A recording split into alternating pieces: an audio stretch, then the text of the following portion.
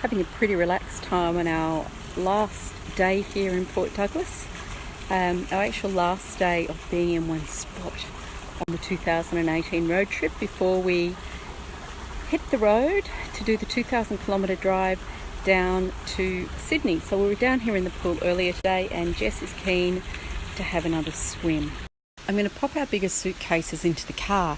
How good an idea is this little trolley? Very cool and makes it a lot quicker, which is good because there is a bit of distance to go. This is probably only half the distance to the car park. Packing the car has been one of the, probably one of the toughest parts of the trip, but I'm getting better at it. Okay, so we've got my clothes bag here, Jess's clothes bag there, and that's all the clothes Jess owns right now. I've got some boxes of winter clothes stored elsewhere, and this was our office and school supplies bag. There's some more school books and some of my books here. I did get rid of most of my books, but I kept a few. Ironically, haven't really looked at them in the trip. Our laundry box, my little toiletries bag, that's our gym bag full of weights and bands for working out. And that is, would you believe it, spray paints. We picked up the spray paints in Melbourne, 5 months ago. So we picked them up when Jess was feeling a bit bored and wanted a new hobby.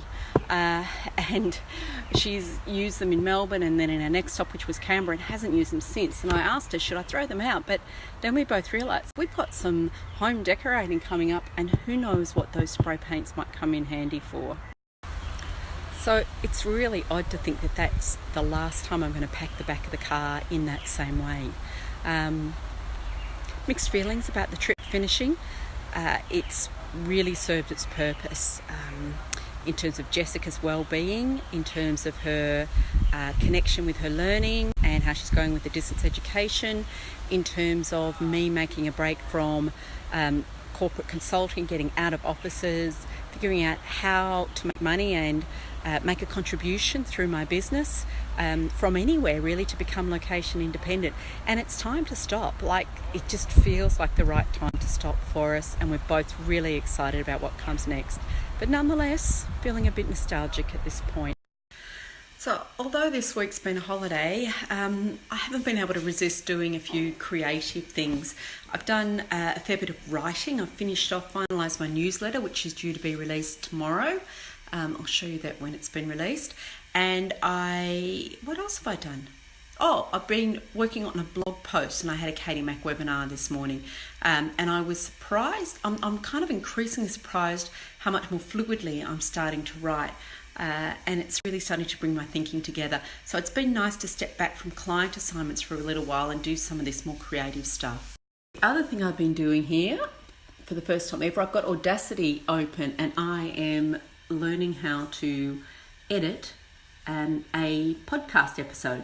Fortunately, our Learning Uncut podcast producer, Amanda, has done a really good job of documenting the process to edit.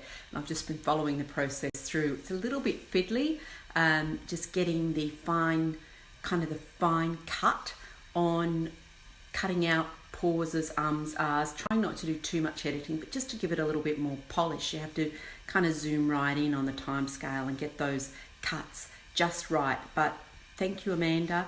Good process to follow. I'm so glad I didn't have to be the one to figure out how to do all of this, and I've just got to follow the process. Jess and I were talking about the trip back down to Brisbane tomorrow, this 4-day drive, about 2,000 kilometres. We're basically doing in reverse the trip we did up a little over 3 weeks ago. It's a little bit longer, about 2.5 hours total driving longer, because we're starting and ending from different points.